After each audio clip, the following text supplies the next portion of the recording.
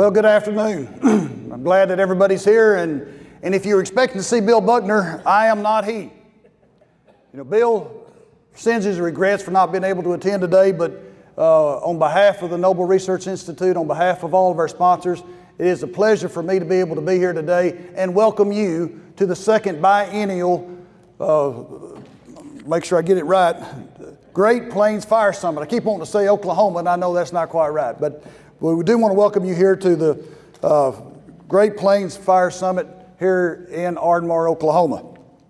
You know, not only is it an honor and a pleasure, but it is also good to see and be able to interact with all you individuals that have a love and a passion for not only our ecosystems, but prescribed fire. You know, it's my understanding that we have folks here from across the country in attendance. We find that's extremely valuable not only to us, but to our whole industry and our efforts toward prescribed fire. Because collectively, we can achieve more together than we can by ourselves. The old adage, you know, as one believes, it is. And unfortunately, we have a certain part of our society that believes that there are things that prescribed fire probably isn't necessary within our ecosystem management processes. But you and I both know that fire, prescribed fire in particular, has an integral place within our management system. And it's through our collective efforts that we as practitioners of prescribed fire, such as yourselves, have made great strides to ensure the continued proper use of this essential ecosystem management tool on our landscapes. And it's taken efforts such as our education of land managers as well as the public. It's also our efforts in research and applied science of this prescribed fire and its utility, as well as fire behavior, smoke behavior, and issues such as the liability. We've been able to address these concerns that many have. And active implementation of management groups, burn associations, and the development of prescribed tools have allowed us to do more with this tool than we've ever had in the past. And I think one of the key things is that we've got to continue to be diligent so that we can maintain advocacy toward this practice as a tool. And what I mean by that is we've got to be attentive and somewhat empathetic to society on the issues that they have. Because as we said, if they perceive it, it is. So it's up to us to be able to help assure them that our management practices, such as prescribed fire, will ensure a more vital ecosystem in the future. I'm sure as most of you know that fire is a natural process of the Great Plains under which our ecosystems have evolved, and is still an essential tool for us to use to restore our native ecosystems, either those that have been altered through poor management practices or those that have just been neglected because fire wasn't part of that ecosystem process and the management historically. We all understand that fire is an integral part of land stewardship and of proper land management. And when applied correctly, it can have the desired positive benefits on brush suppression, wildlife habitat, forage improvement and succession of forages, livestock production, soil health, and wildfire mitigation, which is extremely important this day and time. At the Noble Research Institute, we have, as I'll say, a burning passion for prescribed fire. And we've had it for a long time. Most of our wildlife and range folks have been integrally involved in this long before I came here 22 years ago. We have promoted prescribed fire through our educational efforts in associations to a large degree with John Weir and OSU, but also with the NRCS and conservation districts and other associations that you can see affiliated up here on the screen. We also contributed to the formation of the Oklahoma Prescribed Burn Association. So our passion runs deep, trying to be advocates for prescribed fire on our lands here. Our producer relations consultants and our education team have recently developed an educational curriculum that provides for a more structured competency learning format with classroom and field experiences. Taking what we've already done historically and putting it into a curriculum to help other producers learn either through direct contact and in some cases perhaps through our media and internet type activities as we get those developed in the future. Our Applied Ag Systems and Technology Group, who manage our farms and operations, have a long history of conducting research and demonstrations using prescribed fire to improve wildlife habitat and range condition, as well as for brush management purposes. We have several proposed brush management demonstrations planned in the future. That will include prescribed fire as a tool to manage and maintain the native ecosystems at a desired condition. So we're continually want to implement and advocate prescribed fire. Our Noble Land Stewardship Program, which has been initiated here this past year, will monitor soil and ecosystem dynamics within properties whereby fire is used as a management tool. We will also continue to support the advocacy and educational efforts to the public, influencers of ag and private lands policy, as well as the state policymakers here in Oklahoma. We want to make sure that we can do all that we can to maintain prescribed fire as a landowner right. And fortunately, in Oklahoma, prescribed fire is a landowner right.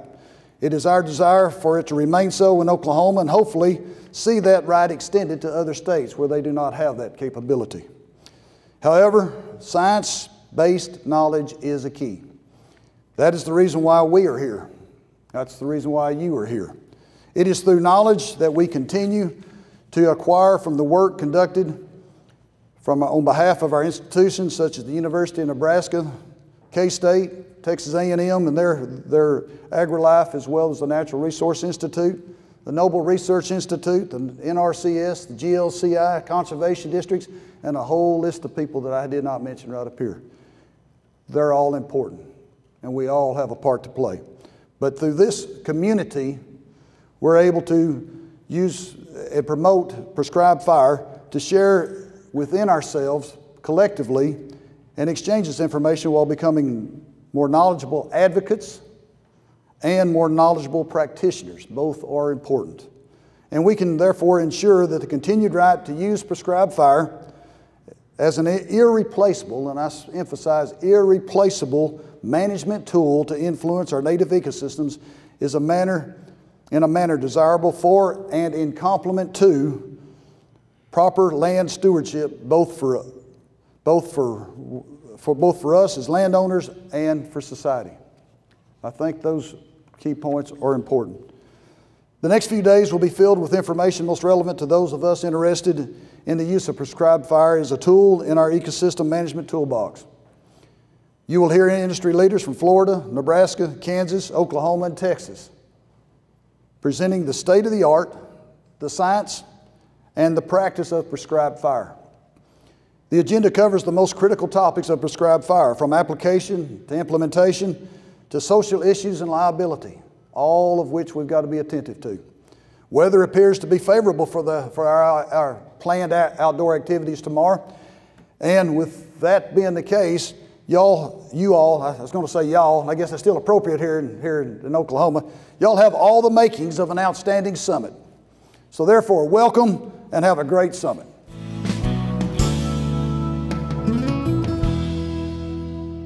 "33 years ago, last month, I started my career in fire with the Texas A&M Forest Service.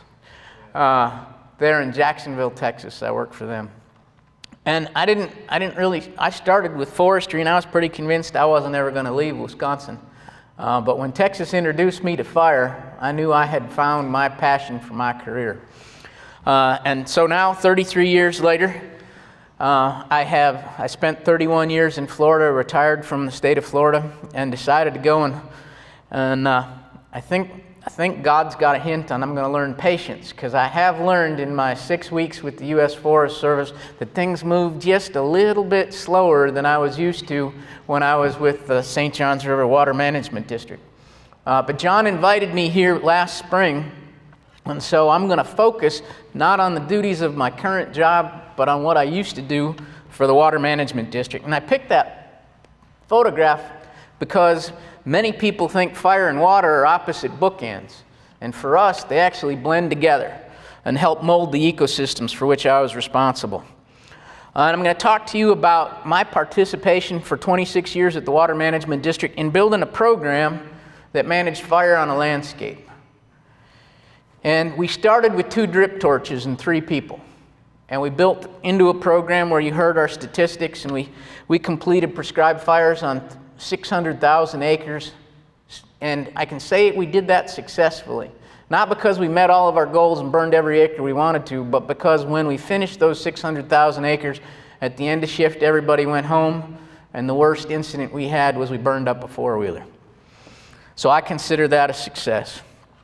Now, going back to those 2 drip torches, I suspect, although I don't have a degree in breeding science or anything, I suspect one of those drip torches was male and one of them was female, because we were managed to get them to breed or something in order to build a pretty good sized program that I'm going to talk about.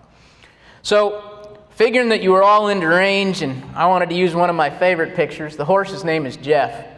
And when I got to the work at the Water Management District, they encouraged a couple of the other 2 folks that were there were encouraging us to use horses. And I thought this was just some sort of game on their part that we would be using horses. But I will tell you, if I had stuck to my guns and only used horses for interior ignition, I wouldn't have burned up that one four-wheeler. But somebody convinced me we should try the four-wheelers on the inside of the burn unit, and within about 4 weeks we ran it into a ditch and it got caught and burned over. The horses, though, people say, didn't you ever get thrown by the horse or anything? Jeff passed away last July at the age of 34. He retired at about 20. And in that picture, what you see, that engine behind him is overheating, so the driver of the engine is revving his engine to get the fan to go high. There's a helicopter doing interior ignition that's just inside the smoke, so you don't see it. And a covey of quail flies out from underneath Jeff's right front foot just after this photograph was taken. And the fellow that owns the horse leans over and he says, you know, if that horse didn't throw you then, he's never going to throw you. And for the next 17 years that we worked together, he didn't. I miss him something fierce. Now, Brian talked about my qualifications a little bit, and he said that I've got qualifications in fire suppression and I've got qualifications in prescribed burning. And he also mentioned that I'm on the board of the International Association of Wildland Fire, and that group hosted a workshop a couple of years ago in Portland, and we simulcast with the Australians. And so for 2 hours every day, there were people listening to the same stuff in Australia, and they'd share with us and we'd share with them. And there's something we can learn from the Australians, because they said, we enjoy watching, and I'm not going to do an Australian accent, but we enjoy watching you Yanks work fire, because you work fire like you play football.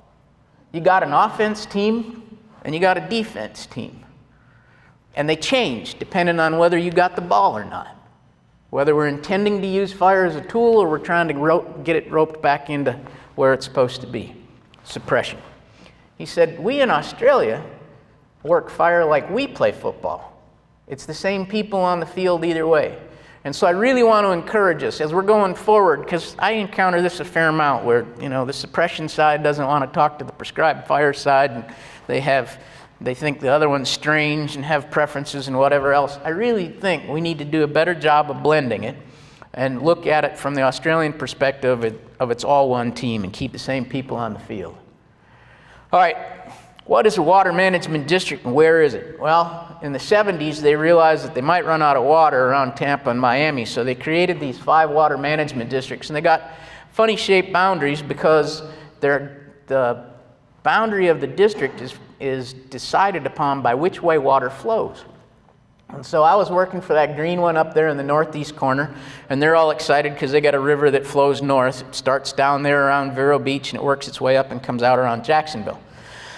And if the map on the right shows green and yellow pieces of property. And from the beginning of the program at the Water Management District, we looked at who else was managing land next to us. You know, folks are talking about the cohesive strategy on a national basis, where we're working across agency boundaries, property boundaries, working with our neighbors. Well, we were doing that back in the 1990s, and so those yellow properties are things for which I had responsibility in my former job, and the green parcels are other conservation lands around us. And we looked for opportunities to have partnerships in acquisition, in management, in all those kinds of things, and we looked for opportunities to build corridors so that big mammals had spaces they could try and migrate through the system, with an intention of being able to go from Vero Beach to the Okefenokee Swamp in Georgia without ever leaving public land. We're not quite there, but we're close.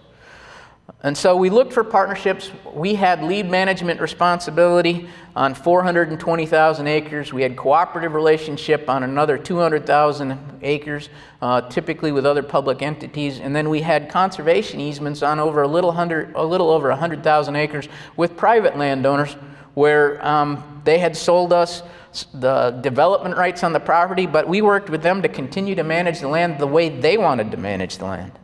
And water management districts have 4 core missions: water supply, water quality, flood control, and natural systems. And if you looked at where we started with our land program, it was actually flood control projects in order to protect communities, human communities, along the eastern coast of Florida. And so that was about our first 200,000 acres of land, and while I was there, we acquired an interest in another 500,000 acres of land.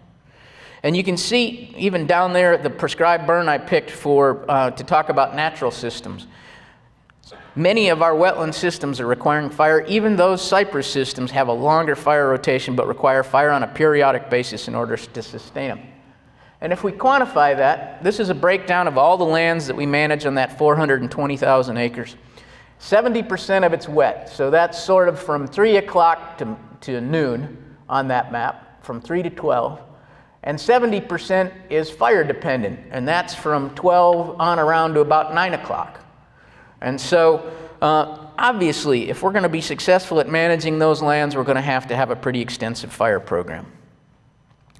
And I talked about our partners. And so here's a summary of conservation lands in Florida. And so this is both public and private conservation lands. Now, what it doesn't include is it doesn't include all of the cattle ranches that are also using fire and providing conservation benefits across Florida, because that's a little harder to quantify, because they're a rather independent breed they'll work with us at the prescribed fire councils, and we work with them pretty closely, but it's not included in this table. But one of the things that's in common across all of that ownership, including the private cattle land, is we're struggling to get enough fire on the landscape. And so we've banded together. The first prescribed fire council in Florida was in 1974, down there in South Florida, and actually it was a response to a wildfire problem they had. And then we had the North Florida Prescribed Fire Council in 1989, of which I sat on the steering committee, and the Central Florida Prescribed Fire Council. And by the way, John has come and spoken to a couple of them to encourage prescribed burn associations in Florida. And so we have 3 that cover the whole state. And together we banded together and worked with the counties and got resolutions passed in all 67 counties in Florida promoting prescribed fire. We also were recognized as sort of the voice of the fire community when Florida was reeling from the effects of the 1998 fire season. The governor got a group together and invited the prescribed fire councils to the table to make sure that prescribed fire had a role in solving the wildfire problem or preventing the next wildfire problem from hitting Florida. A little bit about Florida's fire regime. We have a high frequency of fires. Rotation somewhere between annually to 30 years, and the 30 years is our scrub fuels, and so that's sort of a small pool, but on the long end of it. If you really look for an average, it's somewhere around 2 to 4 years. Typically, because it burns so often, it's relatively low intensity. There's a couple of exceptions, like that sawgrass I showed you on the first slide. And most of our terrestrial ecosystems are dependent upon fire for their continued existence and for their ecological quality. And if you look at the listed species we have in Florida, and here they are, most of them are dependent upon very short fire return intervals. And some of them, the sparrow the grasshopper sparrow up on the top left, the gopher tortoise, which is the next one down, the burrowing owls over to the right, and the caracara, are primarily still around because of the fire management that's going on those private rangelands in the center of the state. That provides perfect conditions for them, and so those ranchers are actually sustaining these species. But all of those species on there are dependent upon fire. Now, at a water management district, the legislature directed us by statute, and I'm going to read it to you. Lands entitled to the governing boards of the district shall be managed and maintained to the extent practicable in such a way as to ensure a balance between public access, general public recreation, and the restoration and protection of their natural state and condition. Okay, so let's think about what I've said. Natural state and condition is dependent upon short frequency fire intervals. And this is a statute that says we're going to manage those lands in that way. So you could say the legislature has directed us by statute to have a prescribed fire program. We don't rely solely on prescribed fire. We're also using other tools like drum chopping, mowing, silviculture, and range management on those properties that we were managing. We'd have cattle leases with the public, and we would derive benefit, and it was a real good symbiotic relationship. Now, that's the same, could be the same area. The difference is the area on the left, we've either interfered with the hydrology, the fire cycle, or the combination of both. And those willows got established. They weren't getting any disturbance, and so they take over. And once they get to about 50% and shade out those grasses, fire is no longer our tool for putting them back. And so we go from a tool that's $3 or $4 an acre to a herbicide is the only alternative we have right now, because mechanically willows just love mechanical disturbance, to about $120 an acre kind of thing. And so economic sense says we should manage it on the right. And if we keep that fire interval in there, you can see that the wildflower response and everything that's going on in there. And so that's a clear natural systems message that fire is an essential aspect. But it's not just, we go back to our 4 core missions, there's a water supply. We worked with some of the local land-grant universities, and they came in and looked at the willows and compared the water consumption on the willow side versus healthy marsh side. Those willows are consuming 40% more water than the same acre if it's held in a marsh system. So we've got a water supply responsibility as well to maintain the ecology. So lots of dependence on fire, some struggles, and we worked with one of our partners, the Nature Conservancy. This was almost a little over a decade ago. They sat us all down and said, okay, asking all the fire managers, regardless of what their background is, whether they were a federal agency, state, local government, cattlemen, all of us, they wanted to know what are the impediments towards getting your prescribed fire done. And they broke down those impediments into what are institutional impediments, what are regulatory impediments, social impediments, and then what are some of the solutions for strategies. So I'm going to summarize some of those and what we did about it to try and reduce those challenges and get more good fire on the ground. They said, some of them said, implementing prescribed fire, and this is primarily an agency perspective, is not deemed as a priority. There's an inadequate system of accountability for senior leadership if we're not being held accountable when those acres aren't burned frequently and they're converting from that open marsh system to willows. Fire management is not an important criteria on people's evaluations, their performance appraisals. Fire managers said that inadequate staff, equipment, resources, agencies lacked trained staff. Too many people were right at that beginning level. Prescribed burning conflicts with other multiple use activities. There's insufficient total numbers, insufficient amount of equipment available. So we wanted to see what we could do if we made fire job one. So following that survey, we actually went to the staff, including senior leadership, and said, these are sort of the findings, and we want to sort of see what we can do to overcome those impediments. So the first thing was we met with senior leadership, got them convinced all the way to our governing board. We have a 9-member governing board that's appointed by the governor, and then we have an executive director and a deputy executive director, and then departments, and I was at a bureau. And so everybody agreed all the way from the governing board on down that fire was going to be the priority mission. And I use this picture because the fellow in the shorts there in the front row with the white shirt on was our department director. And twice a year he'd hold these meetings. And it was important for him for everybody to be at those meetings because we covered 18 counties. And so sometimes the only time he saw some of the employees was during those 2 meetings. So he made them mandatory. Well, when we said fire was the priority, what happens if those mandatory meetings occur on a really good burn day? So you see the 13 or 14 cartoon prescribed fire people I put in there. That's to demonstrate that we got him so convinced that fire is the priority that he enabled those people to be out on a prescribed burn instead of being at the mandatory meeting. After the meeting, he asked me, he said, do you suppose the burn boss who was going out to go do that burn was testing to see if senior leadership was putting their money where their mouth is, or do you suppose it really was a good burn day? And I said, he's out burning acres. Does it really matter why he was choosing to go out and burn acres, whether he was trying to see if we meant what we said or he was going to take advantage of a good day? I think the outcome was the right thing if we got good acres burned. They also made getting fire accomplished on the ground part of senior staff's evaluations criteria. How well were we doing taking advantage of those days we were offered? Now, one of the other things is on this, and I asked people, the staff, when they were doing, when I got ready for, I used part of this in a TED Talk last December.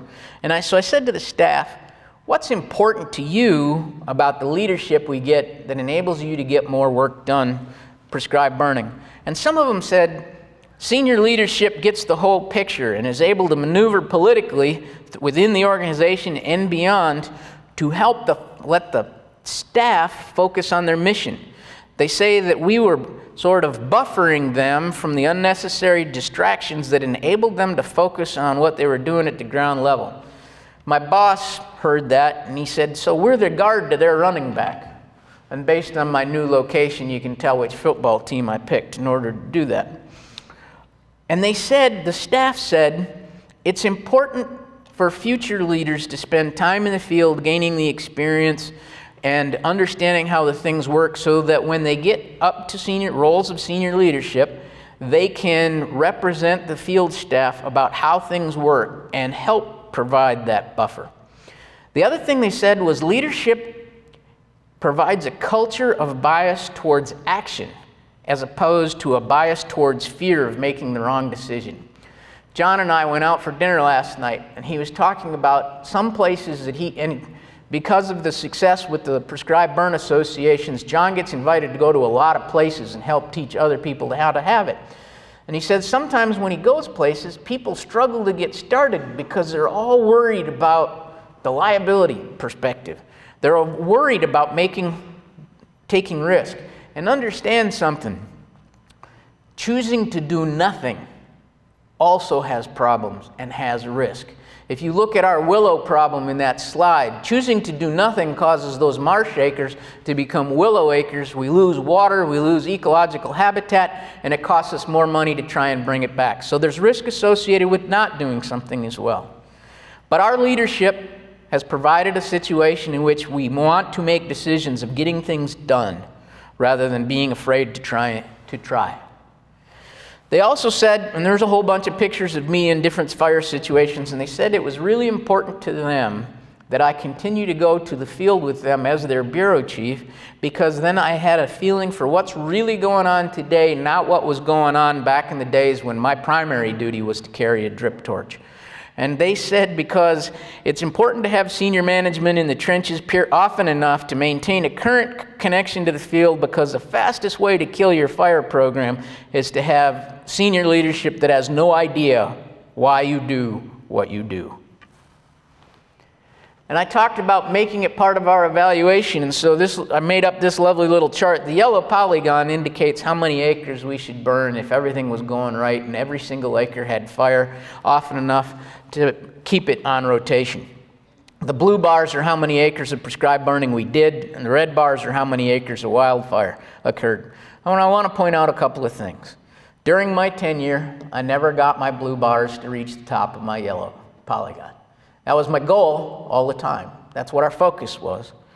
I also want to talk about how the blue bars, the bigger the blue bars are over on, in later years, pretty much the smaller the red bars are. There's a couple of climatic changes where we had real dry years where the red bars got pretty good size. But on the average, if you look at statistics, the bigger the blue bars, the smaller the red bars. The other thing is our 10-year average has worked its way up to be about 30,000 acres a year. Now, if I had stayed there long enough, I would have hoped that we would have approached that 70,000 acres, but we didn't get there during my watch. But they're carrying on. Now here's where the butter hits the bread, so to speak. People talked about a lack of trained staff. I was blessed to have motivated staff. I did this little exercise one time after we had a whole hour-and-a-half meeting that was an awful lot of bureaucracy part of it, and I wanted to kind of re-ground everybody. And so when the bureaucratic part ended, I sat them all down and I went around the room to a couple of individuals who had different job roles. One of them was an invasive plant tech. I said, Sean, give me an 8x10 color glossy picture of what the world looks like when you're doing your job well. He said, the bad stuff is brown and the good stuff is green. Right on, you got the mission, you just go with that. I asked one of the land managers, what does it look like? And he said, and he was managing primarily uplands. He said the overstory's healthy, the mid-story's minimal, and the ground cover is really got it going on. That's where all of our diversity is, because we've been burning it, and it starts to look like those picture books. Right on. So they had vision. They knew what they were supposed to do. They had passion about what they were doing.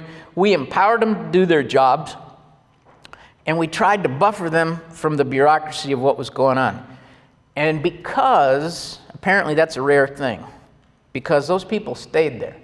And because they stayed there, if you assume every year you have 10 pounds of energy you can put towards training. If you've got people who stay there, that training can go towards advanced training. It can go towards raising their skill set. If you don't provide them a work environment in which they want to stay, you're always spending your 10 pounds doing introductory training. Same investment, different way of investing it. I was blessed to have people who stay there. And one of the things they said, it was because, one thing that was really important was we've established a safety culture in which we have an obsession with failure. We look for and desire to improve and to try and figure out a little ahead of time what our weak spots are and make changes such that we prevent those issues either from occurring this time or at least from occurring next time. And we empowered them to, I was the bureau chief, right? So I'm supposed to be the person in charge, and frankly, my favorite task on a burn when given the opportunity was to just carry a torch.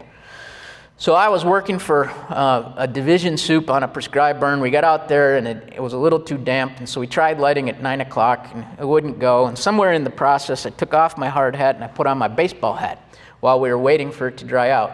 11 o'clock comes along, it's dried out enough, we're gonna jump back in and prescribe burn. And a newly promoted land manager is watching me go, and he's getting fidgety, and he said, you gotta stop. And I said, what? And he said, you don't have on all your safety gear. And I looked down, and I got boots, I got Nomex, I got gloves, I got everything I'm supposed to have. And he goes, you don't have a hard hat on. And I could feel I had a hat on, and I'd forgotten that I switched back to my baseball cap.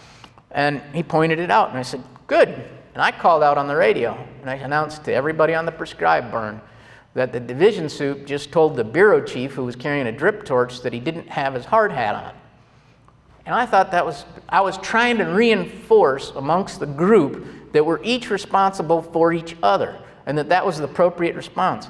He told me later that was amazing, because in organizations he had worked at before, if he had told his boss's boss that he wasn't wearing a hard hat, he'd have probably been told to mind his own business. But we created a culture where we were looking out for one another and trying to make sure that everybody had the chance that if they aren't comfortable with something, if they see something going on that they don't understand, they should stop and ask. Now, I talked about if you keep people long enough, they become experienced. That is a picture of a piece of property called the Hal Scott Preserve. It's 10,000 acres. It is about 3 or 4 miles east of the Orlando International Airport. Everybody going to Disney World, Universal Studios lands there.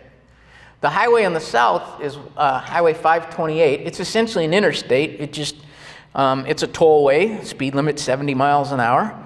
And the land manager there, primarily what we're doing when we're burning there is providing habitat for the red-cockaded woodpecker. So in a perfect world, we're burning every other year. Now, most folks, when they're in the urban interface and they're up against a highway like that, are going to want to get in, get out, and get it done, light it off pretty quick. Go in, light a bunch of lines with the ping pong ball machine, and let it come together. But that property has already, one of the limiting factors on a woodpecker habitat is the number of trees. We're already near the bottom. And if we scorch them too much, we have an increased chance of mortality. So Pete Henn recognized that and recognized he could reduce how much scorch, how much stress he put on those trees by doing flank strips instead. So that's a commitment to quality, even though he recognizes he's increasing the amount of time he's exposed with risk. And the agency supports him in making those decisions and trusts him to pick the right days. And in that environment, the right day is where you got a pretty good dispersion and not a whole lot of wind, because what you really want is it to go up. So there's a commitment to doing the right thing, and when you have people there long enough and they've got that advanced training, they have the ability to pull that kind of thing off. One of the other limiting factors people talked about was that other duties get in the way, and we told people, fire was supposed to be job one. If you get to the point where there's a meeting or something in conflict with your going to burn, tell those of us in the office, and we'll either figure out a way to postpone the meeting, or we'll send somebody down to handle the meeting that isn't going to impact the land manager's ability to carry a fire off. And we did a questionnaire every day for a long time until it got to the point where the staff have sort of, Freud in his subconscious, that it's always running. Always in the back of their mind, even if they're not doing fire on this day, they're thinking about what's tomorrow going to be like? What's the day after tomorrow going to be like? What would I have to put in place today in order to be ready to go? And so it's always running in their subconscious. What can I burn today? What can I burn tomorrow? Insufficient numbers of staff. In the time that we were working on this, we went from 45 people in the Bureau to 38 people in the Bureau. And we went through a reduction in force in 2011. Now, we were creative beforehand, but we really needed to get creative after that in order to figure out how to keep everything staffed. So we have cross-trained other bureaus to help us out. We've created a militia, if you would. In fact, we have more people in the militia from other bureaus than we have in our own bureau. We've looked at bringing on seasonal contractors in the window from January through June to help us. We've been doing that. We have cooperative agreements with all of our federal partners, with most of our state partners and local government, and some of the private entities who wanted to do it to get in. And we have very many informal agreements. And I will point out, none of those agreements have an exchange of dollars. They have a mechanism if we go into a sustained fire operation with our two federal partners, so that if we're out of the first 24 hours, we can reimburse one another. But the rest of them, it's just horse trading. Because if I help you today, maybe you help me tomorrow or next week or whatever. And so we've looked for partnerships and maximized those opportunities. To the point where when Steve Pine was coming around writing his regional books on fire, he wrote one on Florida, and they said, in Florida, the fire community knows that in the public eye, if one of them fails or falls down, they have all failed. Elsewhere in places, and I've had the chance to work fire in 18 different states, some of them I may not go back to based on how much infighting there is between what should be cooperative fire organizations. They should be working together. But in Florida, we've recognized that we don't, as individuals, have everything we need. But maybe if we pool it together, it'll work well. And the cool thing about that is, if you work together in training, you pool things together in training, you pool things together in prescribed fire, then when you get to those difficult wildfire situations, you have relationships, you got common communications, and you know how to work to one another. Football coach once said, you got to practice like you play. All right, insufficient equipment. I talked about having 2 drip torches and them expanding over time. This is the fleet of equipment we've got, and we looked for opportunities, and senior leadership did as well. Back in 2006, we had a really banner year for timber, and so we sold about $1.5 million more in timber, and we had a 1985 water tender. And so the senior leadership said, why don't you take that $1.5 million in unplanned revenue and figure out your equipment over the next couple of years and direct that toward it. So we had the opportunity to upgrade things. We also have the ability to contract, and I want to emphasize here that there was a real commitment from senior leadership to get what we needed. In fact, and they paid attention to what we were doing. It was a Friday before Memorial Day, We'd been running wildfires in this case, and the deputy executive director, so the number 2 person in the organization, had been reading our updates of what's going on and paying attention. He knew what the staff had been going through. So he comes to my office at on Friday afternoon, right after lunch, and he said, the executive director, Kirby, and Dave, the deputy executive director, were going to be someplace where they would be out of communication for the weekend. And was there anything I needed in order to support the ongoing field operations before he leaves and goes, radio silent? And I said, well, those aircraft, the helicopters we use, are on contract, and technically I'm supposed to use a work order and get that established that authorizes the payment before I can actually use the contract we have in place. And I said, I just need you to understand that if we get between a rock and a hard place and I got to launch an aircraft, I'm going to do it. We'll have to do the work order later. And he goes, okay. Okay, now I think I'm done. He's paid attention to what I'm going on. He's come to me and said, what are your potential roadblocks? And he said, and I got a plan for my roadblock, and he said, that's good. I think we're all done there. About 10 minutes later, the chief of finance calls me and said that Dave had just left his office and made it plain that if I needed aircraft, they would do the paperwork for me on Tuesday. Okay, now that's a commitment to the organization. He's paying attention to what's going on. He's looking for the potential roadblocks, or let's call them potholes, and then he's filling them in on his own. Now, I told you that right after we started this, we asked everybody to keep track. They're supposed to ask themselves, what can I burn today? And if they couldn't burn, they had to fill in this little spreadsheet. And so you don't really need to pay much attention to all the details, but that's a couple of years of data that show why they couldn't burn or if they were burning or that kind of thing. And so if we really zero in on a couple of them, and I highlighted a couple of columns, we'll come to that. Maybe they were burning for us. Maybe they were assisting a cooperator. There were staffing issues, administrative duties, whatever. Now, what did we say about meetings? Meetings aren't supposed to get in the way, right? We said that. And yet, when you look up there, there's 99 days that people said they missed meetings. So we drilled down into that. That was almost entirely one individual. They didn't get the message. Well, we determined they weren't leading their region the way they were supposed to. We did not terminate them. We just invited them to become a follower instead of a leader, because we needed a leader who was going to get the job done. And the woman who replaced him is getting the job done. I will say that. And one of the things in Florida, especially amongst the ranchers, was a frustration with how often they were denied authorization by the Florida Forest Service. We quantified that. We looked at it. 2% of the time it was coming up as being an issue. And we went back and looked at some of the weather, and you might have had, if everything went well, it might have been a good day. But they were pretty good about picking days we probably shouldn't be using. So you look there, weather's the big deal. So we actually went in and started dividing weather up into what it was, or asking them to. And so you can see the breakdown of whether it's too wet or too dry and all those kinds of things. And we recognize we can't really fix those, but it's important to know how many days the weather was obstructing. So 202 days, that leaves us about 140 days a year when we could be burning. Well, if we can't grab any one of those 202 days, we dang sure better do a good job of grabbing the 140. And this is just an example. In the same year, on the left is early in the year when we've got drought index red is bad.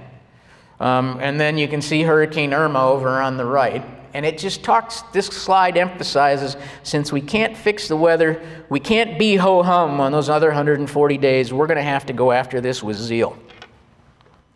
Now, I got a bunch of stories associated with this picture, but some of the folks talked about social impediments. This community that you see on the left side of that photograph is a retirement community near Orlando. Actually, it's closer to Titusville. It's called Great Outdoors. And folks retire down there, and they bring their motorhome, and they attach their motorhome to their house down there, and then they play golf. And they've got a closed-circuit TV channel there that they use to communicate amongst themselves. And when we're going out to prescribe burn, we put the message on their closed-circuit TV because it's the easiest way to get word to them. And all those little boxes you see down on the road, those are golf carts. So what happens is people see their closed-circuit TV, they realize we're going to prescribe burn, they cancel their tee time, and they come out and watch us. Now, when we first started doing that, they weren't entirely on board, but in 2006, they had a wildfire just to their south that caused them to have to evacuate the entire neighborhood. And after that, they decided maybe they wanted to become a fire-wise community. And that was a big partnership. That was the municipal fire department, Brevard County Fire and Rescue. It was our partners at the Florida Forest Service and us as the neighbor, because we've got to manage 14,000 acres of tall grass. Just outside of that picture, that wooded fringe ends and it becomes Spartina grass. Right next to them, out on a marsh system.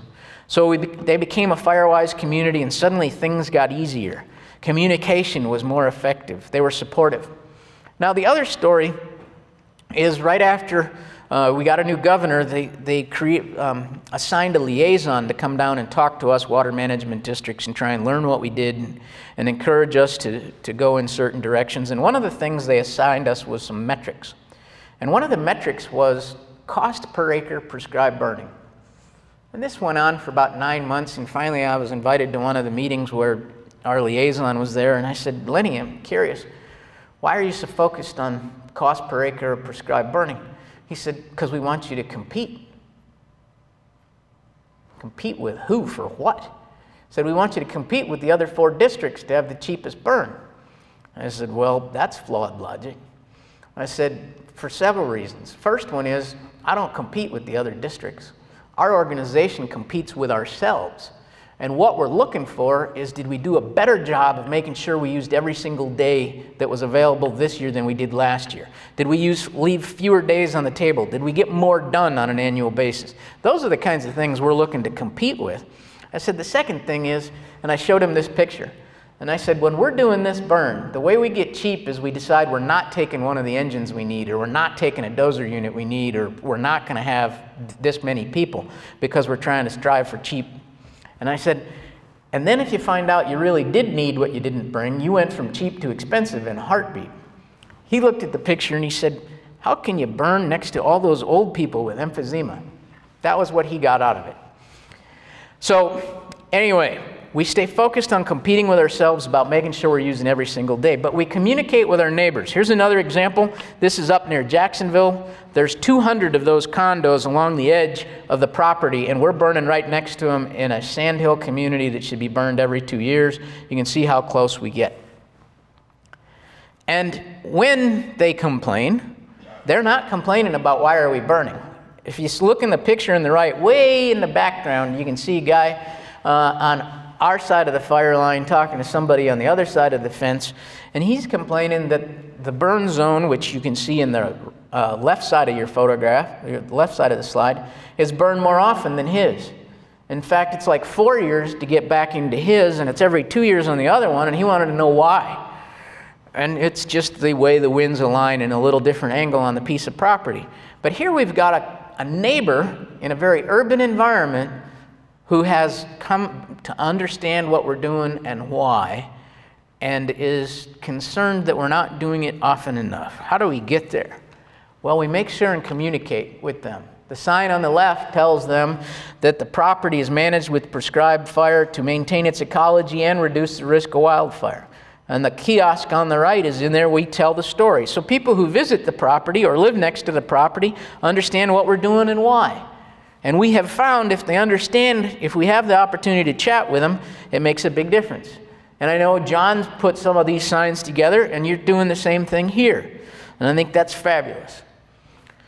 Now, I remember sitting in forestry school when they talked about silviculture, and they said silviculture is the art and science of growing trees. And Hugh did a really nice job of talking about the importance of science. But there's also an art aspect of fire. Science can give us the rate of spread and the BTUs per square foot and all those kinds of things. But the art is learned by applying it on a landscape scale. And we are truly painting landscapes in order to achieve an ecological outcome. And this is actually a burn that they used to paint the picture in the upper right-hand corner in the African savannas. And so how do we transfer that art and science? And I have what I refer to as Steve's parade theory of life. When we're born, we join a parade that is our family, and we learn things from our grandparents, our parents, our aunts and uncles, and those who have gone before us and have experience, and they're sharing it with us. When we join our careers, our professions, we join a parade there as well, and there's people who've gone before us, and they share information and wisdom and knowledge and experience with us. And as you move forward, you become closer to the front end of the parade because people peel off because they've either retired or passed away or whatever. And as you approach the front, the way you pay those people back from whom you learned is by helping to teach the people who come along and sharing your stories and sharing your art and sharing your wisdom so that they can go farther in their parade and be more successful and safely complete their careers.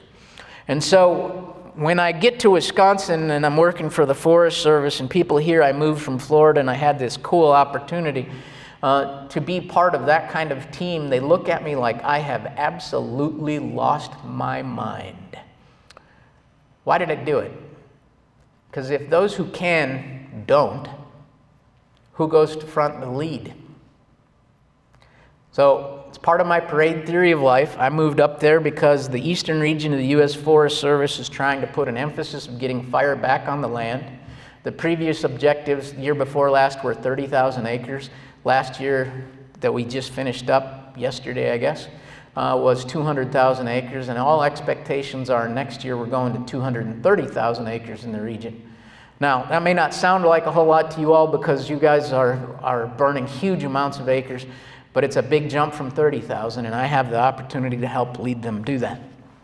Now, I grabbed these last March when you all were suffering through some pretty difficult wildfire times, and I took these off of Facebook.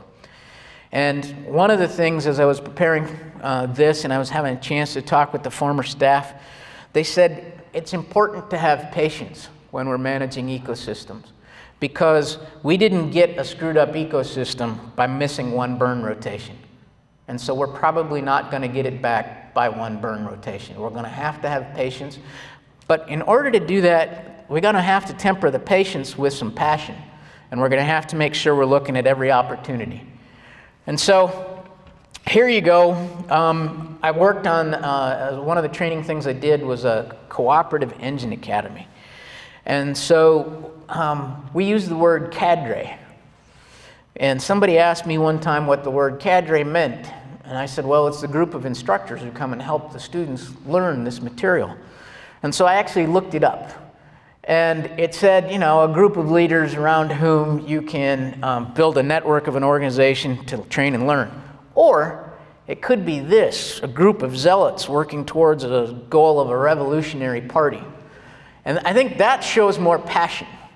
And so I think we need to look at it as, yeah, we're part of the prescribed fire party. We need to be zealots for it. And all we have to do to join is say, what can I burn today? Thank you.